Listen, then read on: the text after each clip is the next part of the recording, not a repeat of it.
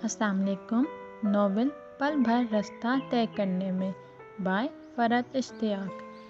Please मेरे channel को like share subscribe करें और अगर आप कोई और नॉवेल सुनना चाहते हैं तो कमेंट सेक्शन में मेंशन कर दें। Last episode. चाहिए जाकर अपनी फतह का जश्न मनाइए। आपसे बड़ा चैलेंजर भला और कौन होगा। मैं आपको चैलेंज लगी और आप ठहरे फातेह आलम। आपने मुझे तस्खीर कर लिया। दुनिया की सब लड़कियां एक सी होती हैं। मैं भी मुख्तलिफ तो ना थी। छोटी बातों और पुरफरेब मोहब्बत के जाल में फंस जाने वाली। जाइए जाकर खुशियाँ मनाएं। आपने एक ऐसी लड़की को अपने कदमों में झुका लिया है जो आपको मुकाबले की दावत दे रही थी।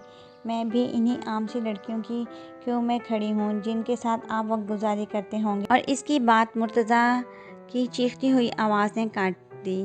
It's enough Taiba. वो हाथ उठाकर इसे वार्निंग दे रहा था। चेहरे पर गुस्सा था और गुस्से के बादल छाए हुए थे। वो कड़ी नज़रों से सख्त तेवरों से इसे घूर रहा था। ऐसा लग रहा था वो अपने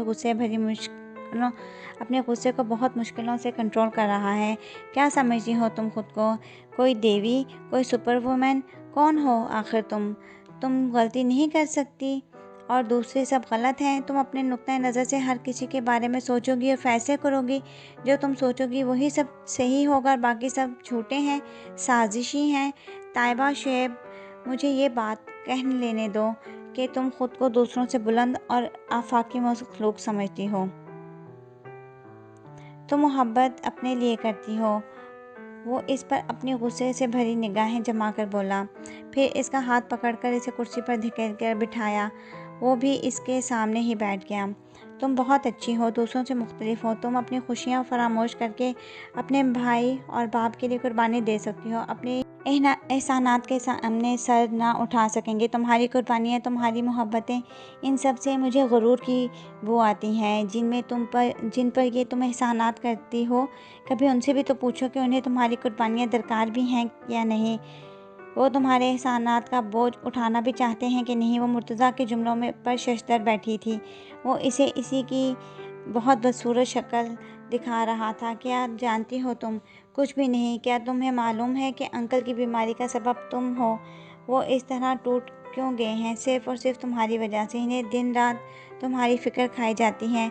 इनकी बेटी अपने घर में अपने शौहर और बच्चों के साथ एक पुरसुकून इज़्दवाजी ज़िंदगी गुजारें, यही इनकी सबसे बड़ी ख्वाहिश है। मगर इसकी तकमील के लिए वो तुम्हें मजबूर नहीं कर सकते। तुम्हारी सूनी ज़िंदगी इन्हें दुखों के समुंदर में धकेल रही है। और अली, जानती हो वो क्या कहता है तुम्हारे बारे में? मगर तुम कैसे जान सकती हो? तुम तो इन सब से आला और अरफा बहुत ऊंची मसनद पर चढ़ी बैठी हो। वो बड़ी बेरहमी से इसकी शख्सियत का तजिया कर रहा था और इसे आईना दिखा रहा था। वो इसके लफ्ज़ों पर कांप गई थी।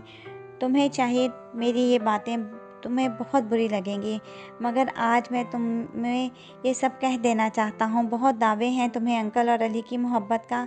बोलो, कितना जानती हो तुम इन्हें? वो कुछ भी बोले बगैर आंखें फाड़े बेयकीनी के आलम में बैठी इसे तक रही थी।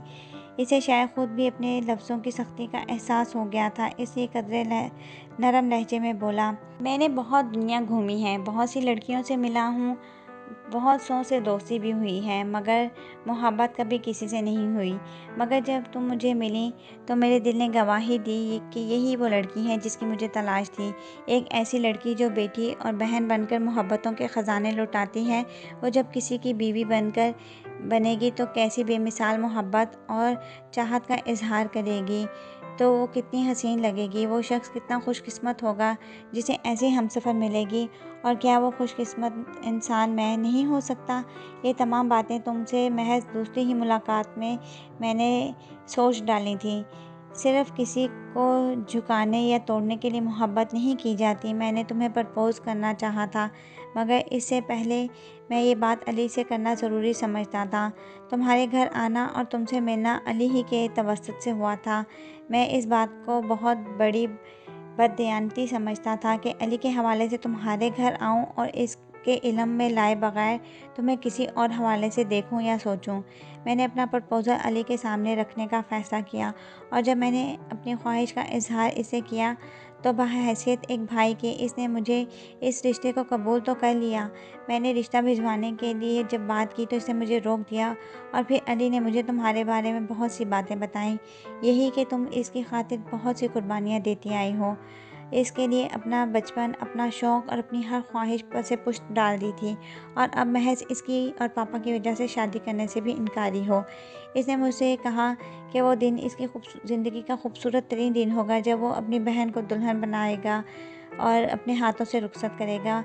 वो तुमसे कितनी मोहब्बत करता है शायद कभी तुम इसका अंदाज़ा भी नहीं कर पाओगी। इसने मुझे बताया कि शादी के लिए तुम किसी की बात नहीं मानती और इस वक्त मैंने अली को यकीन दिलाया कि मैं तुम्हें मना लूँगा। तुम अपने बाप और भाई की ख्वाहिश के मुताबिक एक नॉर्मल ज़िंदगी गुजारोगी। इनकी बातों को अगर तुम प्लान कहती हो तो हाँ, ये प्लान ही था, मगर इस सारे किस्से में हम में से किसी ने भी तुम्हें हरी तज़हीक नहीं की। हम तुम्हारी ख़ामियों का एहसास दिलाए बगैर तुम में तब्दीली लाना चाहते थे।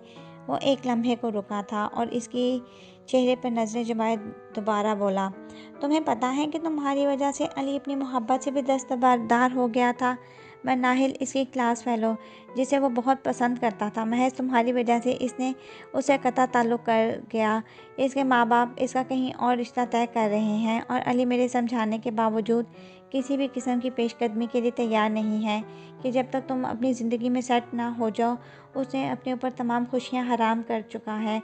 क्या तुमने कभी सोचा है कि अली इतनी सी उम्र में इतना संजीदा और मैच्योर क्यों हो गया है? इसे हर लम्हा तुम्हारी फ़िक्र रहती है। ये एहसास रहता है कि तुम अपने हिस्से से बहुत ज़्यादा मोहब्बत इस पर निछावर कर चुकी हो। और पता है आज फ़ोन पर वो मुझसे रोते हुए क्या कह रहा था? वो कह रहा था, मुर्तज़ा भाई, परी के हर दुख की वजह मैं ही हूँ।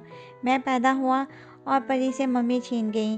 काश मैं मर जाता और मम्मी बच जाती और फिर परी ऐसी ना होती, वो भी और लड़कियों की तरह रहती और खुशो खुर्रम और मुतमईन। काश मेरे बस में होता कि मैं सारी कायनात की खुशियाँ इकट्ठी करके अपनी बहन की झोली में डाल देता। वो मुर्तज़ा के मुँह से अली के कहे जुमले सुनकर रो पड़ी, ताइबा खुद को बदलो। उन लोगों के लिए जो तुम्हें प्यार करते हैं, जिन्हें तुम्हारी परवाह है। मोहब्बत में गिव एंड टेक अच्छा लगता है। तुम ये क्यों नहीं चाहती कि सिर्फ तुम ही दिए जाओ और वो तुमसे कुछ ना लें? अंकल, अली और मैं, हम सब तुमसे प्यार करते हैं। अपने प्यारों के लिए ख़ुद को बदल डालो वरना तुम अकेली रह जाओगी।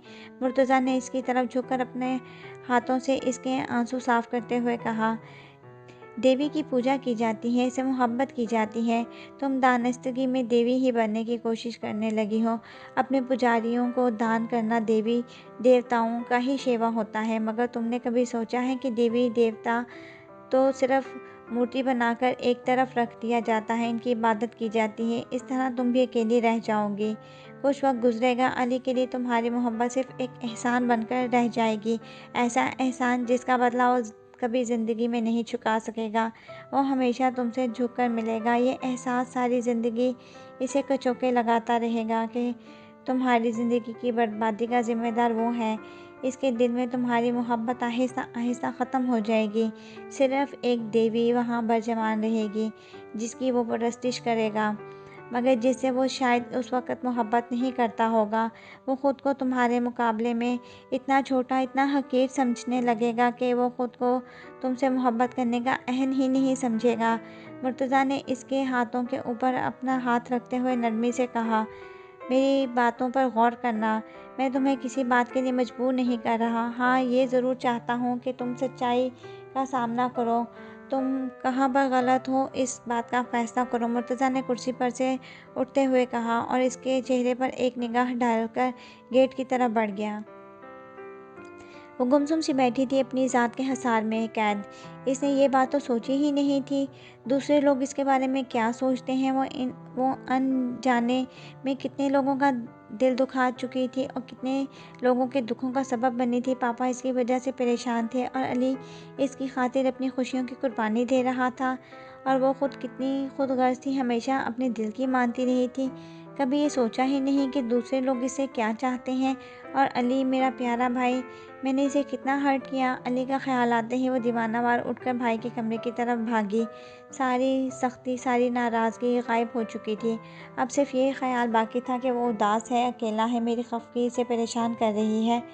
कमरे का दरवाज़ा खोलकर उसने अंदर दाखिल हुई तो वो तकिए में मुंह दिए पड़ा था। पूरा कमरा अंधेरे में डूबा हुआ था। दरवाज़ा खुलने की आवाज़ पर भी वो नहीं चौंका। इसे हाथ बढ़ाकर तमाम लाइट्स ऑन कर दी। अली ने सर उठाकर इसकी तरफ देखा और आने वाले को देखना चाहा तो सामने खड़ी ताइबा को देखकर इसे अपनी आंखों पर यकीन आया। परी आप? वो जवाब में कुछ भी कहे बिना आगे बढ़ी और बेख्तियार इसके गले से लगकर फूट फूट के रो पड़ी। परी आप ठीक तो हैं? इसके रोने पर वो हरासा सा पूछ रहा था।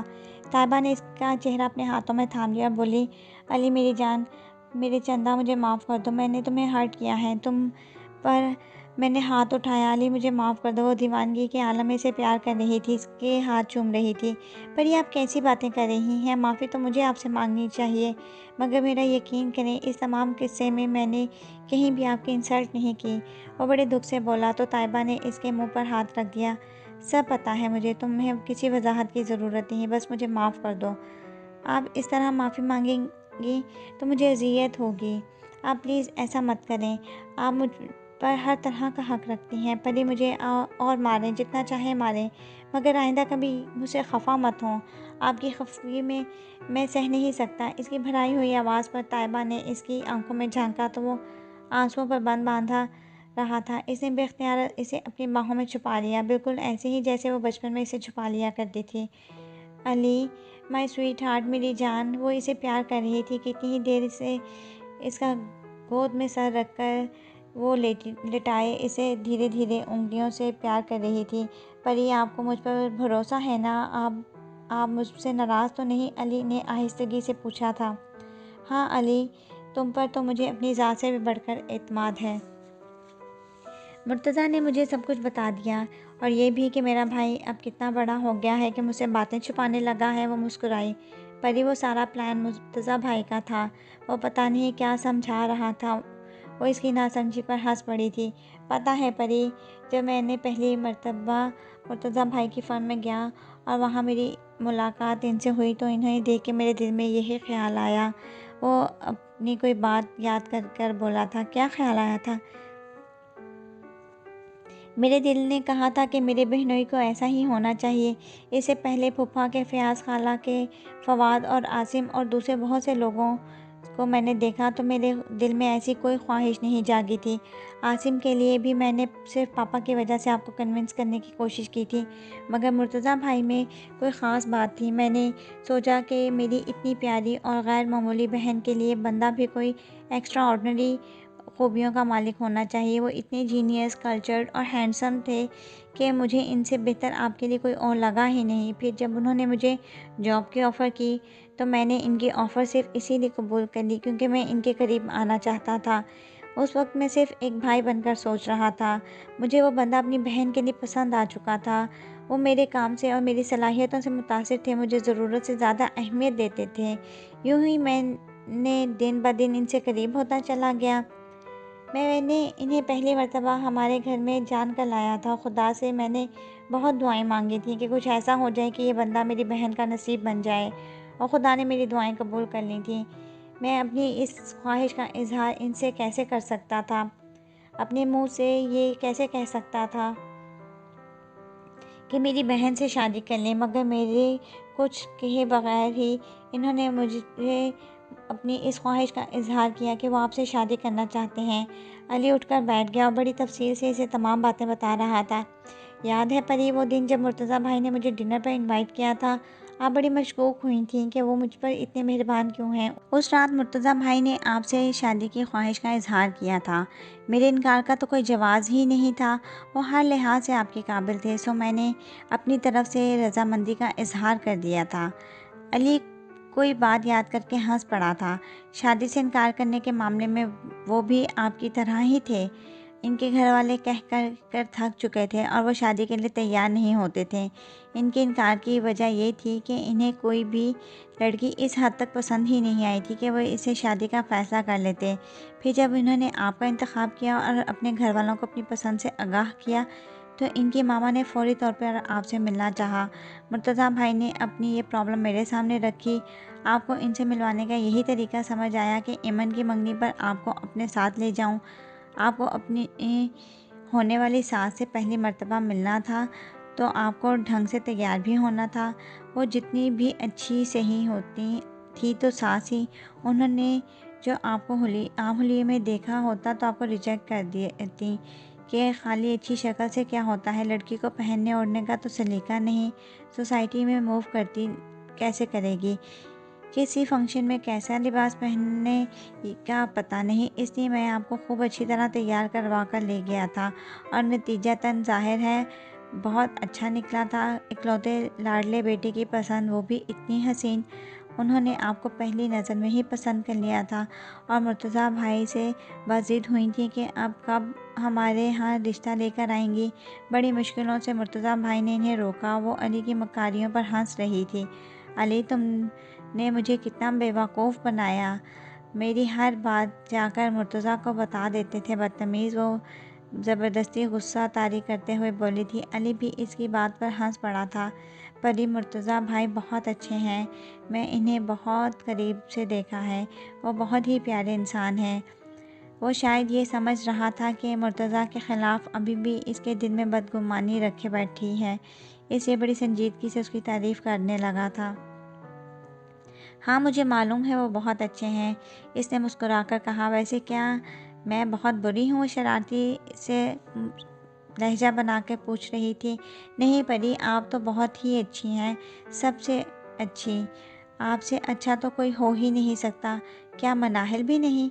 अली ने हमन्नक होकर इसकी शक्ल देखी। तुम क्या समझते हो कि अगर तुम मुझे नहीं बताओगे तो मुझे पता नहीं चलेगा? वैसे मुझसे अच्छे तो मुर्तज़ा ही हैं जिनसे तुमने अपने दिल की बात शेयर की। वो जानबूझकर उदास शक्ल बनाकर बोली तो अली की जान पर बन गई। मैंने इन्हें कुछ नहीं बताया, वो खुद ही समझ गए थे। मनाहिल एक आध मरतबा ऑफिस आई और पता नहीं मुर्तज़ा भाई को कैसे पता चल गया, मैं नहीं जानता। बाद में इन्होंने बड़ी आसानी से सब कुछ मुझसे उगलवा लिया। वो शर्मिंदगी से सर झुकाकर बोला और वो खिलखिलाकर हंस पड़ी। वैसे वो है कैसी? इसने फितरी तजस्सुस से पूछा था। वो मुस्कुराकर बोला, परी, वो बिल्कुल आपकी तरह है, बिल्कुल आपकी तरह नरम, मोहब्बत करने वाली तबीयत की मालिक है। इतने आराम से हर किसी को अपनी किताबें, असाइनमेंट और लेक्चर दे दिया करती थी, चाहे मांगने वाला कोई भी हो और चाहे ख़ुद इसे इन चीज़ों की कितनी भी ज़रूरत क्यों ना हो। तुम भी इससे चीज़ें लिया करते थे? वो बड़ी तवज्जो से इसके बारे में मालूमात हासिल कर रही थी। नहीं, मैं तो खैर नहीं लेता था, मगर इसकी इस हरकत को बगौर देखता ज़रूर था। वो इत्मीनान से बोला। अली, तुमने मुझे इसके बारे में कभी क्यों नहीं बताया? वो शिकवा करने लगी। परी, यकीन करें, मेरी इसके साथ कोई कमिटमेंट नहीं है, बस ये है कि वो मुझे अच्छी लगती थी और शायद इसे भी मैं पसंद था। हमारे दरमियान इस मौजू पर कोई बात नहीं हुई। ये तो मुर्तज़ा भाई ने इस बात को पता नहीं कैसे भांप लिया और अब तो इसका रिश्ता भी तय होने वाला है। वो सर झुकाकर बोला, होने वाला है? हुआ तो नहीं, और वो दूसरा जो कोई भी है मेरे भाई से ज़्यादा अच्छा तो नहीं हो सकता जो इसके माँ बाप नहीं मानेंगे। वो फैसा कुन अंदाज में बोली। परी, वो हैरत से इसकी शक्ल देख रहा था। अली, तुम मेरे लिए इतनी बड़ी कुर्बानी देने जा रहे थे? अली, मुझसे इतना प्यार मत करो, मैं इसकी मुस्तहिक नहीं हूँ। वो अपने आंसू पीते हुए बोली थी। अली एक गहरी सांस लेकर इसकी तरफ देखने लगा। आपको क्या पता आप मेरे लिए क्या हैं? परी, कभी कभी सोचता हूँ कि आप वाकई ही इतनी हसीन हैं या सिर्फ मुझे ही ऐसा लगता है। ऐसा क्यों लगता है जैसे दुनिया में सारी खूबसूरत सिर्फ आपकी वजह से है? वो अली की इस बात पर कहकहा लगाकर हंस दी थी। चलो चलो, झूठ मत बोलो, ज़रा दिल पर हाथ रख कर बताओ, मैं ज़्यादा खूबसूरत हूँ या मनाहिल? और अली एकदम छींक कर अपना सर झुका गया था। वो एक प्यार भरी नज़र इस पर डाल के खड़ी हो गई। अली, पापा से कहना कि मुर्तज़ा की मामा को हाँ कह दें। अली इसकी बात पर खुशी से चीख उठा, हो रे, और वो पूरे कमरे में नाचता फिर रहा था। ज़िंदगी अचानक ही बड़ी हसीन हो गई थी। एक फूलों भरी राह गुजरती जिस पर वो अपने प्यारों के साथ कदम से कदम मिलाकर चल रही थी। इतने थोड़े से दिनों में बहुत सी खुशगवार तब्दीलियाँ रूनुमा हो चुकी थीं। मुर्तज़ा की मामा इसे रिंग पहना गई थी। अली की शादी तय हो चुकी थी। सब कुछ बहुत दिलकश और खुशकुन था। अली की शादी के एक हफ्ते बाद इसे मुर्तज़ा के संग रुखसत हो जाना था और इसके ठीक 1 महीने बाद पापा अली और मिनाहिल को अमेरिका फ्लाई कर जाना था। अली अपने ख्वाबों की ताबीर के लिए पहले जीने पर कदम रख चुका था। अमेरिका में इसे मास्टर्स करना था और उसे वापस आकर अपनी फर्म इस्टेब्लिश करनी थी। वो इतनी जल्दी शादी नहीं करना चाहता था, मगर मुर्तज़ा ने अली को कायल के ही दम लिया। इसने ताइबा के किए बगैर ही इसके दिल की बात जान ली थी। वो जानता था कि वो नई ज़िंदगी की इब्तिदा उसी वक्त पुरसुकून होकर कर सकती है जब पापा और अली का ख्याल रखने वाली मिनाहिल आ चुकी होगी। वो अपनी किस्मत पर जितना भी नाज करती कम था। वो इसका कितना ख्याल रखता था, वो कितना मोहब्बत करने वाला और ख्याल करने वाला था। इस पर चारों तरफ से मोहब्बतों की बौछार हो रही थी। सब लोग इससे कितना प्यार करते थे। शुक्र था कि मुर्तज़ा ने बर वक्त इसकी गलती का इसको एहसास दिला दिया, वरना अगर खुदा न ख्वास्ता देर हो जाती। जिस रोज़ मुर्तज़ा की मामा इसे रिंग पहना कर गई थी, इसी रात मुर्तज़ा ने फ़ोन पर इसे कहा था, ताइबा, मेरी कोई भी बात अगर तुम्हें बुरी लगी हो तो मैं तुमसे माज़रत करता हूँ, मगर यकीन करो तुम्हें हर्ट करना मेरा मकसद नहीं था। और जवाब में मैंने इसे यही कहा था, नहीं मुर्तज़ा, मुझे आपकी कोई भी बात बुरी नहीं लगी। आप तो मेरे मोहसिन हैं। आपने मेरी रहनुमाई की है। आपने मेरे लिए खिज़र का काम किया है। मैं नादानिस्तगी में दूसरों को दुख देने का बायस बन रही थी। जिससे मैं प्यार करती थी उसको अपनी मलकियत समझकर उनकी और अपनी ज़िंदगी का हर फैसला खुद करने लगी थी। इसकी बात पर मुर्तज़ा बड़ी संजीदगी से बोला था, ताइबा, तुम बहुत अच्छी हो, मगर अच्छी नेकी और मोहब्बत में तुम बहुत ज़्यादा बढ़ गई थी, इसलिए मैंने तुम्हें टोका था। मोहब्बत हो या नफ़रत हो, किसी भी जज्बे में इंतहा पसंदी अच्छी नहीं होती। तुम्हारी यही सोच खुद तुम्हें और हम सबको नुकसान पहुंचा रही है। अपनी खुशी को दूसरों के लिए कुर्बान कर देना, दूसरों के लिए जीना यकीनन ऐन इबादत है, मगर इसमें एतदाल होना चाहिए। इस बात की तालीम तो ख़ुद हमारे मज़हब ने भी दी है। हमारी ज़ात का भी तो हम पर कुछ हक़ है। इसने बड़ी नरमी से इस बात की वजाहत की थी। ईद के फ़ौरन बाद अली की शादी थी। आंटी और एमन ने अली की शादी की तैयारी में इसकी भरपूर मदद करवाई थी। इसके लाडले भाई की शादी थी। इसका बस नहीं चल रहा था कि क्या क्या करे। अरूसी लिबास से लेकर जेवरात और दीगर तमाम सामान इसने एक से बढ़कर एक तैयार किया था। चांद रात को मुर्तज़ा का फ़ोन आया, कल शाम में तैयार रहना, हम लोग बाहर चलेंगे। वो इसके अनोखे मुतालबे पर शशदर सी रह गई थी। लेकिन मैं किस तरह जा सकती हूँ, इसने कमज़ोर सी आवाज़ में एहतजाज किया था। जिसे मुर्तज़ा ने खातिर में लाए बगैर फ़ौरन कहा, तुम क्यों नहीं जा सकती? ईद का दिन होगा, घर में इतने काम होंगे और मेहमान। मुर्तज़ा ने इसकी बात काट दी थी और इसे हुक्म देते हुए बोला, मैं कुछ नहीं जानता, बस तुम मेरे साथ चलोगी। प्लीज़ मुर्तज़ा, समझने की कोशिश करें। मुझे पापा और अली के सामने इस तरह जाते हुए बहुत अजीब लगेगा। बिलाखिर उसने असल बात कह ही दी। अजीब क्यों लगेगा? मैंने अंकल से परमिशन लेने के बाद ही तुमसे कहा है। बस कल शाम 5 बजे मैं आ रहा हूँ, ज़रा ढंग से तैयार हो जाना। उसे हुक्म देकर फ़ोन बंद कर चुका था। वो बेबसी से सर थाम कर रहेगी। अगले रोज़ वो सुबह से ही कॉन्शियस सी थी कि क्या करे। मुर्तज़ा को नाराज़ भी नहीं कर सकती और यूँ जाना इसे बुरा भी लग रहा था। शाम 5 बजे वो हस्बे वादा पहुंच गया था। इसकी गाड़ी का हॉर्न बजा और पहचान कर वह किचन में ही खड़ी कुछ नर्वस हो गई। ऐसी सूरत हाल का सामना इसने कब किया था? इसे पापा और अली के सामने इस तरह झिझक सी महसूस हुई और 2-4 मिनट बाद ही अली किचन में आ गया। बड़ी शरारत वाले मुस्कुराहट चेहरे पर सजा कर बोला, मैं हैरान हो रहा हूँ कि हमेशा बड़ी भी बनी रहने वाली खातून आज इस कदर तैयार किस खुशी में है। वजह अब समझ में आई है। जाएं, आपको बुला रहे हैं। अली, फजूल बकवास मत करो, इसने गुस्से का इजहार किया, जबकि अली इसका सुर्ख पड़ता चेहरा देखकर कहकहा लगाकर हंस पड़ा था। इसी लम्हे पापा ने इसे आवाज़ दी तो बड़ी दिक्कतों से खुद को लाउंज में घसीट कर लाई। सामने ही वो बैठा था, पापा के साथ सोफे पर।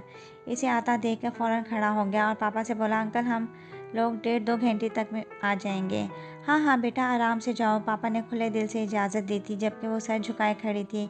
क्या सोचा होगा पापा ने और अली ने। इसने बाकायदा पहले से ही मुर्तज़ा से प्रोग्राम तय कर रखा था। वो दिल ही दिल में मुर्तज़ा से खफा हो गई। चलें, वो अब इससे मुखातिब था। वो यूं ही सर झुकाए इसके पीछे पीछे चलती आ गई। गाड़ी का दरवाज़ा खोलते मुर्तज़ा ने इसका फूला मुंह देखा तो हंसते हुए बोला, इतनी अच्छी तैयारी के साथ ये फूला हुआ मुंह सूट नहीं कर रहा। आपने इतनी बुरी हरकत की है, क्या सोचा होगा पापा और अली ने मेरे बारे में। वह नाराज़ लहजे में पूछ रही थी तो वो बेसाख्ता बोला, इन्होंने बजाय कुछ सोचने के खुदा का शुक्र किया होगा कि अब इनकी बेटी अपनी उम्र के लिहाज से कुछ नॉर्मल तरीके के काम करने लगी है।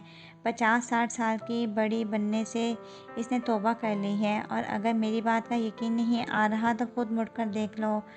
रज़ा की बात पर इसने सर घुमाकर पीछे देखा तो लाउंज की ग्लास वॉल से खड़े पापा और अली इन दोनों को देख रहे थे। दोनों के चेहरे खुशी से खिलखिला रहे थे। इसे अपनी आज तक की ज़िंदगी में पापा और अली को कभी इतना खुश नहीं देखा था जितना वो आज नज़र आ रहे थे। इसे अपनी तरफ देखता पाकर अली ने मुस्कुराते हुए हाथ हिलाया और वो भी एकदम मुस्कुरा दी।